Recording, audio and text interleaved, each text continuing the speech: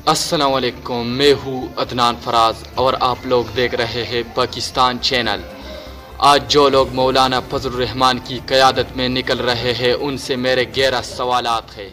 आइए देखिए इस वीडियो में।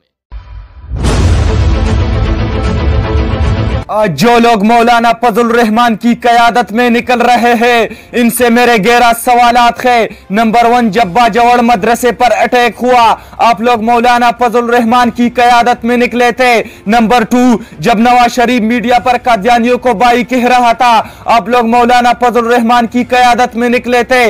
नंबर 3, जब मुमताज कादरी को गिरफ्तार किया जा रहा था आप लोग मौलाना फजल रहमान की क़यादत में निकले थे। नंबर 4, जब नवाज शरीफ दुनिया के सामने हिंदुओं के भगवान को अपना भगवान मान रहा था आप लोग मौलाना फजल रहमान की क़यादत में निकले थे।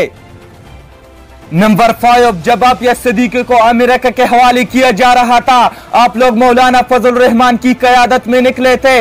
नंबर 6, जब मुमताज कादरी को फांसी पर चढ़ाया जा रहा था आप लोग मौलाना फजल रहमान की क़यादत में निकले थे। नंबर 7, जब नवाज शरीफ के हुकूमत में खत्म नबूवत कानून में तरमीम की गई क्या आप लोग मौलाना फजल रहमान की क़यादत में निकले थे। नंबर 8, जब परवेज रशीद मदरसों को जहालत की पिक्चरिया और कुरान को नाऊज़ुबिल्लाह जहालत की तालीम कह रहा था आप लोग मौलाना फजल रहमान की क़यादत में निकले थे। नंबर 9, जब लाल मस्जिद का सानेहा पेश आया आप लोग मौलाना फजल रहमान की क़यादत में निकले थे। नंबर 10, जब नवाज शरीफ कारगिल से फौज वापस बुलाकर अपनी ही फौजियों को शहीद कर दिया आप लोग मौलाना फजल रहमान की क़यादत में निकले थे।